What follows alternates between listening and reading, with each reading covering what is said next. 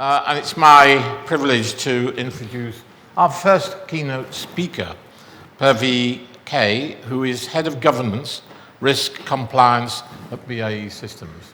And in our discussions before the meeting, we reminded ourselves that we did work for the same organization many years ago. Purvi, it's lovely to see you again, and delighted to see you carrying the banner of cybersecurity. Purvi is Head of Governance, Risk and Compliance at BAeSystems. She's a chartered aerospace engineer, a rare breed. And she's got 14 years' experience in various civil service departments and the UK intelligence community. And she's going to talk about neurodiversity and the cyber skills, security skills gap. Really important stuff. Purvi, look forward to hearing what you've got to say. Thank you very much, John, and thank you so much for the kind introduction. I was going to say all that, but he's done the job for me, so thank you. So yes, I've just very recently joined BAeSystems as the Head of Governance, Risk and Compliance, and prior to that, I was in government. Various departments in government and various roles in cybersecurity throughout those departments. And during my time in government, what I became passionate about was the people aspect of cybersecurity, the human aspect of it. And so I looked into it, and what kept coming up is the cybersecurity skills gap. And there were a lot of questions around what this gap is and what do we do about it. And as I continued doing more research around it, I came across neurodiversity. So my intention today is not to give you a lesson around what these skills are and how they've come about. But my intention is to pivot your thinking around the cybersecurity skills gap. So let's see if I'm successful.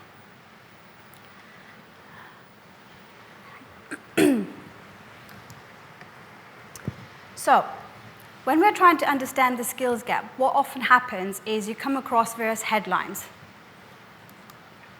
Increase in demand for cybersecurity roles. John mentioned this earlier. 40% of gaps and vacancies. This comes to around 3.5 billion unfulfilled vacancies in cybersecurity right now. Some of the reasoning behind this are increased use in online platforms. I mean, we all know, right? During the pandemic, post-pandemic, we've all relied so much on online platforms, be it to buy clothes, be it to buy food, be it to talk to our loved ones.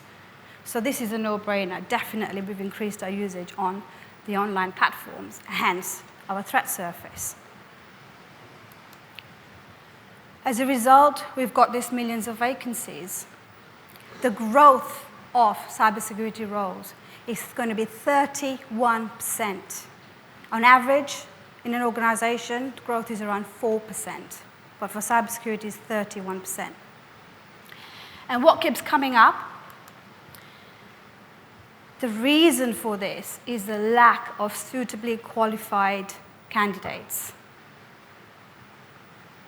It's always about the qualifications, the lack of. But is it? Let's have a look.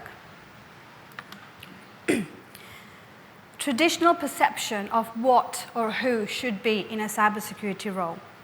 If I told you for a moment just to have a vision in your head of somebody in a technical cybersecurity role, what would come up?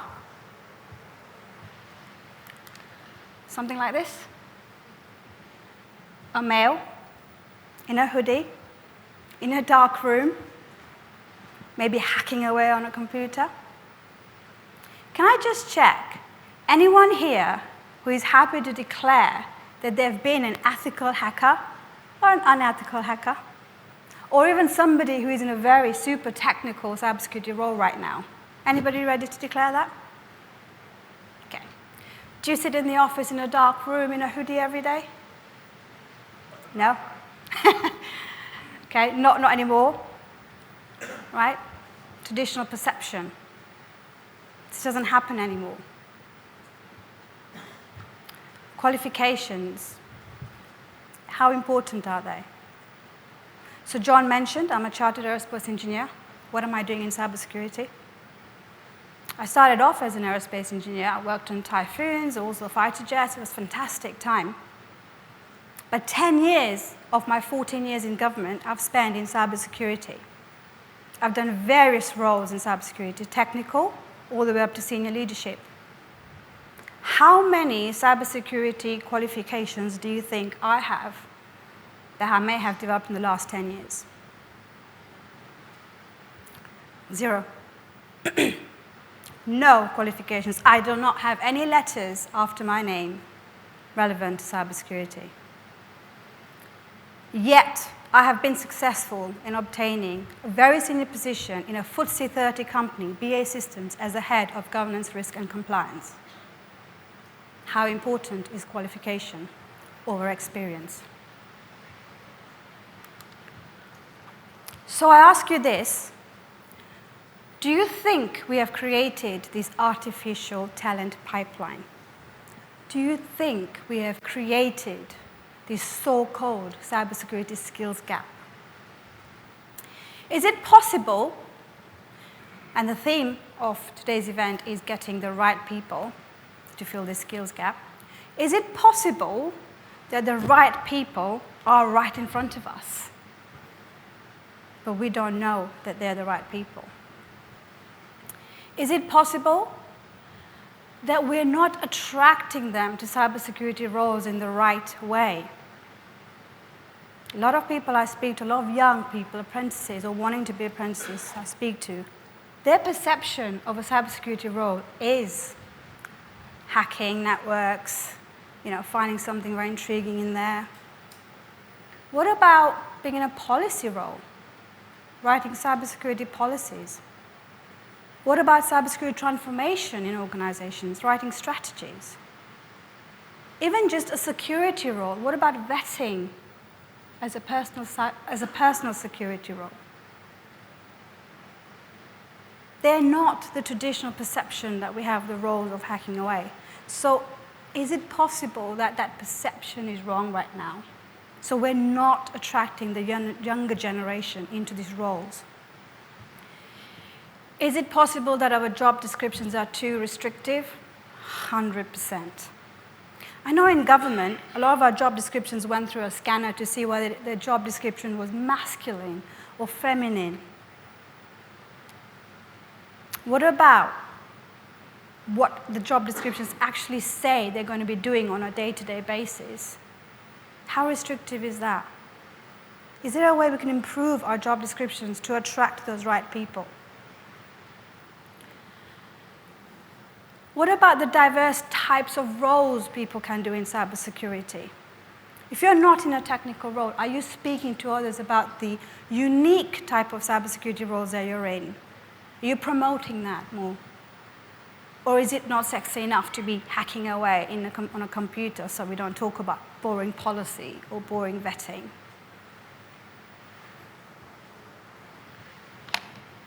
So is it possible there are individuals that are actually missing out and hence not helping us fill up our so-called skills gap? So this brings me to neurodiversity and why neurodiversity is so important in identifying the right people for these job vacancies. Now again, I ask you to take yourself to a traditional perception of neurodiversity, what it means for you. Most of us will see it as a challenge. I've done this presentation many times, and I've had parents come up to me later on and say, I've always seen my child as a neurodiverse individual and as a challenge. It's very difficult. I worry about his or her future.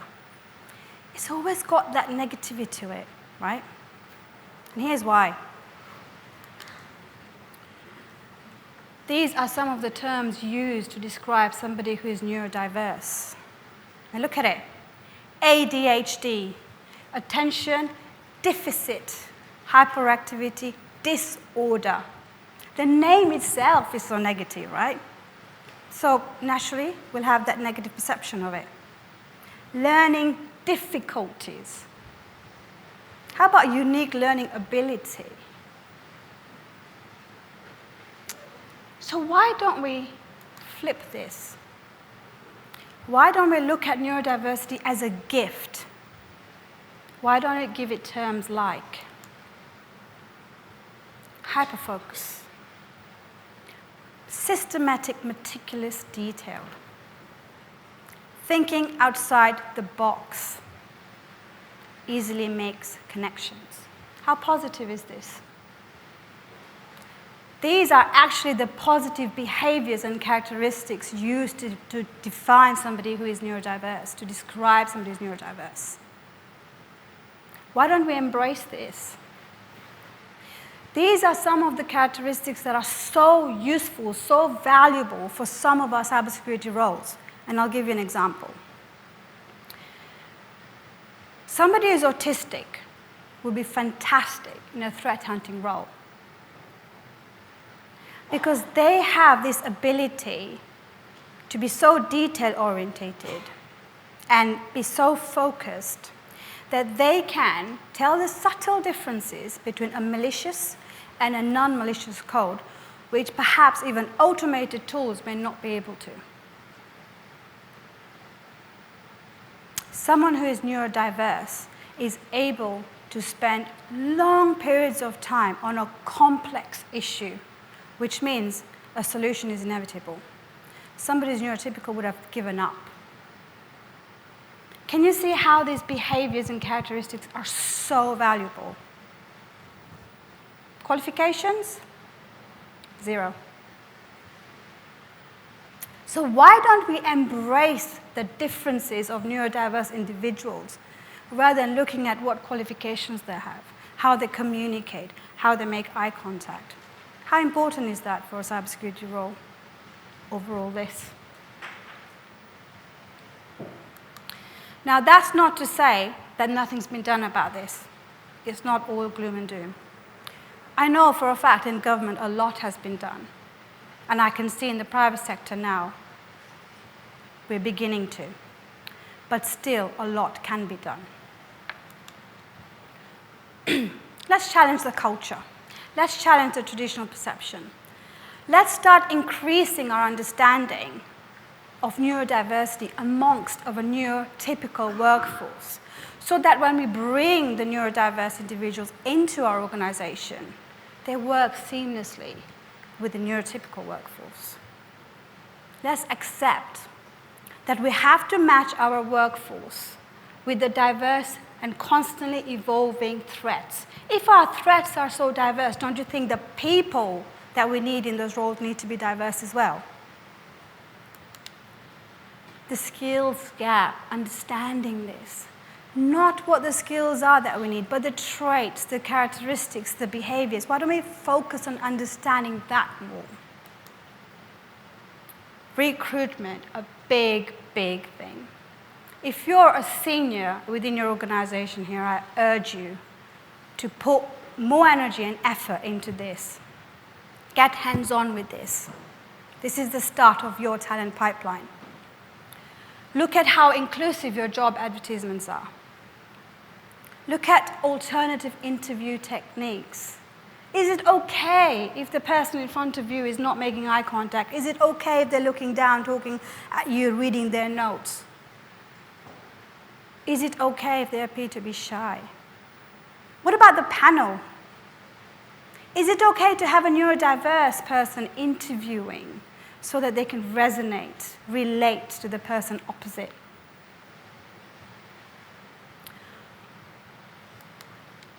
And nurturing talent. We're talking about the lack of skills, the lack of qualifications. But looking at apprenticeship schemes, graduate schemes, bringing the younger generation into this and nurturing them. Again, if you have been in cybersecurity roles for a long time and have the experience, mentoring, coaching, can you give up a little bit of your time to do that for the younger generation? And it's not just about mentoring and coaching around cybersecurity, but helping them get into the world of work. Let's start looking at what they need to start developing themselves into a cybersecurity role from the very beginning. And collaborating and learning more. We have so many organizations looking at neurodiversity right now. We have the National Autistic Society. We have the Autism Society. I know the Cybersecurity Council now is looking into this as well. Why don't the organizations collaborate with them? Bring them into your organization. Let them speak about this to your workforce so there's a better understanding of it. So what's next?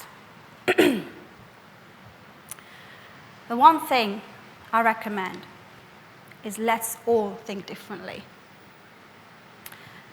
Let's all look at the cyber skills gap and neurodiversity through a different lens. And here's my personal recommendation and my final point. You will have noticed throughout my presentation, I have not said a group of neurodiverse people. This is because I believe that every single individual is just that, an individual. I believe that you all think differently. So do you think we are all neurodiverse to a certain degree? So why don't we stop putting people in boxes and categories and just embrace every single human being for who and what they are? Thank you. You've been listening to Purvi K. Thank you so much for your time. Purvi, thank you very much indeed. I've got a couple of comments to make. Sure. Cybersecurity is not rocket science. A lot of it is common sense. I've got a friend whose son is autistic. He learnt to say the valency table backwards and forwards in a day. He learnt to play brilliant chess in 2 days, self-taught, nobody teaching him. The brain power there can be captured to enhance our thinking in the cyber world. So important, neurodiversity. And Purvi, I'm so glad you've come along to focus people's minds, not on computer scientists, there's plenty of those, there's not enough of them coming into the industry, but to look at things like autistic people who can give an awful lot, and they do think out of the box. They don't think like you and I, they think in a totally different way, and their experience can play a great role in the very challenging world of cybersecurity. Purvi, thank you. Lovely to see you again, and God bless you. Appreciate that. Thank you, John. Thank you.